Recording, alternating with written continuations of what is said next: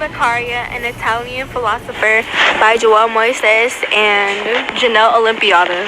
If you don't already know, Caesare Beccaria is an Italian philosopher from the 1800s. He has influenced many people's views on criminology. In Beccaria's early life, he was very fond of his education. He attended primary school in a Jesuit school in Parma, Italy.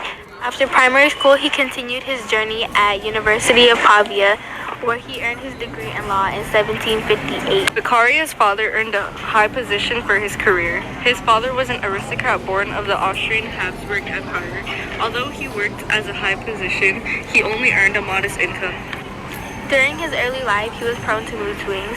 Beccaria had many habits, including vacillate between fits, anger, and random bursts of enthusiasm. Beccaria was diagnosed with depression and lethargy. This caused fluent isolation towards people. He was a very introverted person. He concealed his private life away from his work. Although he was very shy and to himself, Beccaria cherished his relationships with his loved ones, such as friends and family and neighbors. Though Beccaria came off as an independent man, he decided he wanted a family of his own. Beccaria proposed to his first wife, Teresa Blasco, when she was just 16 years old. Blasco's father didn't agree to this marriage, but they rebelled anyways. 2 years after their marriage, they had their firstborn baby girl on July 21st. Their daughter went by the name Beccaria. Beccaria and his wife divorced, and he married his second wife, Anna Barba. The main goal of the Academy of Fits was to showcase economic, political, and administration reforms. This society was dedicated to waging relentless war against economic disorder, bureaucratic tyranny, religious narrow-mindedness, and intellectual pedantry. The members of the society encouraged and persuaded Beccaria to study French and British writing on the Enlightenment and to start writing himself. Branching out to new ideas, Beccaria to compose his first published essay on remedies for the monetary disorders of Milan in 1762. Coincidentally, this essay turned out to be Beccaria's most famous and influential essay. What was this essay about, you ask? Why was it so important? How did it change society's perspective on criminology? This essay was mainly Beccaria's expressing his opinions and ideas. Since he was very fond of his work and a very intelligent man, his ideas were considered critical of the legal system in the place of the time, and therefore likely to stir controversy with the government. Beccaria decided to publish this essay anonymously, fearing government backlash used against him. The treaties were surprisingly well received. Catherine the Great publicly endorsed his essay, and the founding fathers Thomas Jefferson and John Adams quoted his essay.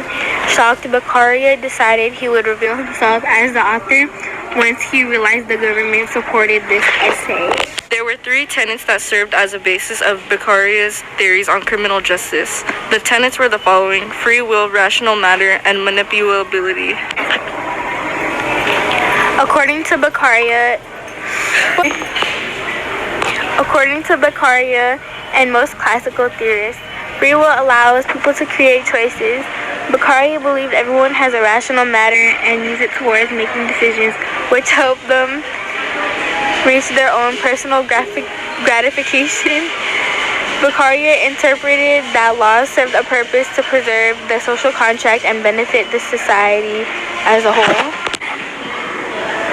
In addition to Beccaria's career, he was granted the chair in public economy and commerce at a Palatine school in Milan in 1768. He served the school as a lecturer. In addition to during these lectures, Beccaria formed an economic analysis, elements of public economy. He introduced the discussions of topics such as division and labor. His economic analysis was published a decade after his death. Beccaria's career in economics entailed serving on Supreme Economic Council of Milan. Being granted this position only encouraged Beccaria to hustle harder for his goal, economic reform, in which he mapped out with the Academy of Fists. While in office, he put his main focus on issues public education and labor relations. He filed a report on system of measures which persuaded the French to convert to the metric system. Beccaria's work in analysis motivated theorists like Thomas Malthus. However, Beccaria wasn't as successful in analysis as he imagined.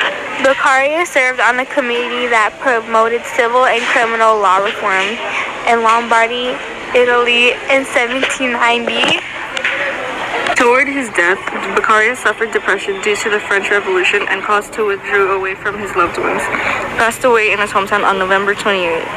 People have formed conspiracies noticing Beccaria's lack of writings and on criminal justice and thought of it as evidence that the British government had silenced him. They didn't have to, for Mr. Beccaria silenced himself, suffering through depression.